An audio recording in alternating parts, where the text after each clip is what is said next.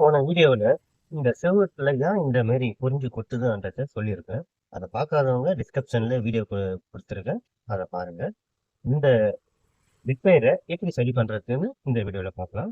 First இந்த மாரி கொள்கை எடுத்து எங்கெங்கெல்லாம் பபிள்ஸ் பபிள்ஸா இருக்கோ எல்லா கிளையும் சுரண்டி தள்ளுங்க. பாருங்க எப்படி மண்ணு கொட்டுது பார்த்தீங்களா? அது தெரிஞ்சே இல்லை. இந்த தண்ணி ஊறதுனால இந்த பூசுகளை சீக்கிரமாவே ஃபெயிலியர் ஆயிடும்.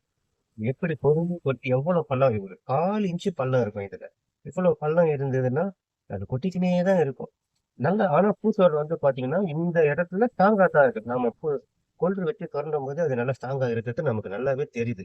ஸ்ட்ராங்கா இருந்ததுன்னா அதை வந்து அப்படியே விட்டுடுங்க. இந்த பொறிஞ்சி கொட்டுறத வந்து சுத்தி ஒளியை வச்சு அதை நல்லா அந்த இடத்த செக் பண்ணி எடுத்து உடைச்சி எடுத்துடுங்க. அதுக்கப்புறம் இந்த பபிள்ஸ் பபிள்ஸா எங்கெல்லாம் பபிள்ஸ் பபிள்ஸா இருக்கும் எல்லா இடத்துலயுமே கொல்ற வச்சோ இல்ல உளிய வச்சோ சுத்தமா அதை அப்படியே தட்டி எடுத்துடுங்க. அது அப்படியே விட்டீங்கன்னா நீங்க திரும்ப திரும்ப அது வந்துக்கினே தான் இருக்கும். வீட்டுல வந்து எந்த நேரமும் மண்ணு கொட்டிக்கினே இருக்கும். இத பாருங்க, இதை காமிக்கிறேன் பாருங்க. இதெல்லாம் பாத்தீங்கன்னா ஒரு 1/4 இன்ச்சு பள்ளம்.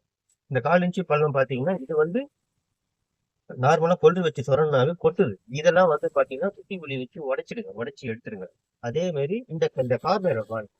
இந்த கார்னரும் அதே மாதிரி பொட்டு இதையும் சுத்தி புளி வச்சு உடைச்சி இது எடுத்துருக்கு.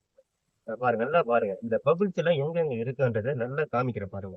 அதுக்கப்புறம் இந்த இடத்துல பாருங்க, இதுவும் அதே மாதிரிதான் இருக்கு. இது எல்லாத்தையுமே வந்து எப்படி நம்ம இதை சரி பண்ணணும்னா ஒண்ணும் இல்லைங்க. ரொம்ப வந்து இதெல்லாம் வந்து பாத்தீங்கன்னா ஃபுல்லா வந்து கொட்டிடுச்சு. இதெல்லாம் உடைச்சிடணும். இதை உடைச்சிட்டு எடுத்துடணும். ஒரு சின்ன சின்னதா இருக்கு பாத்தீங்களா, அதெல்லாம் நீங்க உடைக்க வேணாம். நான் ஈஸியான மெத்தடு சொல்றேன், அதை எப்படி அதை சரி பண்றதுன்னு. இதெல்லாம் வந்து உடைச்சி எடுத்துட்டு பூசல்ல பண்ணாதான் நிற்கும். சரிங்களா?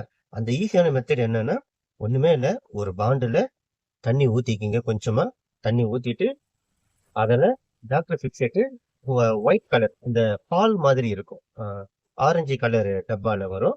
அந்த டாக்டர் பிக்ஸெட்டை வாங்கிட்டு அந்த பாண்டில் ஊத்தின தண்ணி கூட இந்த கெமிக்கலையும் கொஞ்சம் ஊத்திக்கிங்க. ஊத்திட்டு மிக்ஸ் பண்ணிக்கிங்க.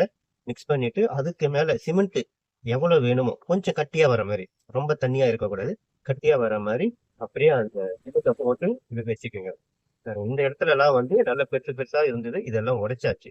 இதெல்லாம் உடைச்சி எடுத்தாச்சு. சரிங்களா?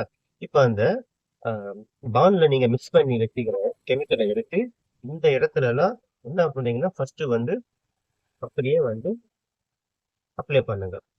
இந்த பூசல இது வந்து விழுந்துட்டு இருக்கு. இதை நீங்க பூசல தான் பண்ணணும். இதில் நீங்க பூசல் தான் பண்ணணும். அந்த கெமிக்கல்ல வந்து பான்ல கலவை கலவையில சிமெண்ட் மட்டும் போட்டு வச்சிருப்பீங்க.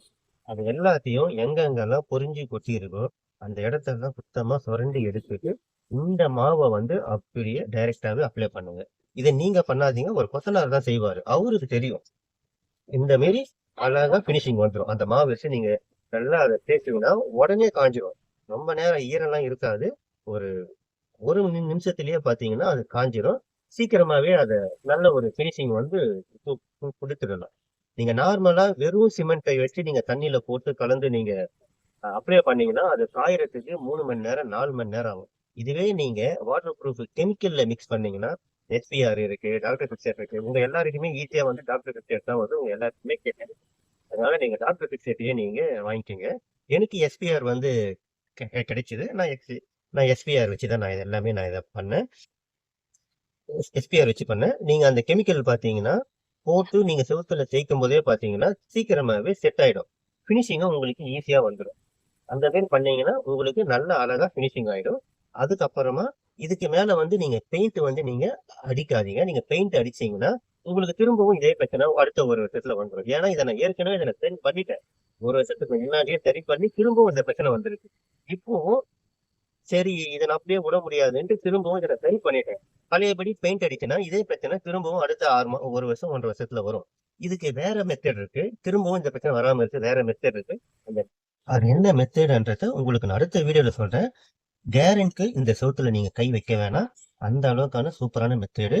அந்த மெத்தடு நான் என்னன்னு அடுத்த வீடியோல பார்ட் 3 உங்களுக்கு அதை கொடுக்குறேன். ஞாபகம் வச்சுக்கோங்க. பார்ட் 1, பார்ட் 2, பார்ட் 3 இது நான் கொடுத்துருக்கேன். இது மொத்தமா ஒரே வீடியோ கொடுத்தா உங்களுக்கு போர் அடிச்சுட்டு சின்ன சின்ன வீடியோவா இதை நான் உங்களுக்கு கொடுத்துருக்கேன். இதே மாதிரி பில்டிங் சம்பந்தப்பட்ட அனைத்து விதமான பிரச்சனைக்கும் நம்ம தீர்வு நாம சொல்லிக்கிட்டே இருப்போம். பில்டிங் சம்பந்தப்பட்ட அனைத்து தகவலும் உங்களுக்கு வேணும்னா என்ன ஃபாலோ பண்ணுங்க, சப்ஸ்கிரைப் பண்ணிக்கோங்க. இந்த வீடியோ பிடிச்சிருந்தா லைக் பண்ணுங்க, ஷேர் பண்ணுங்க.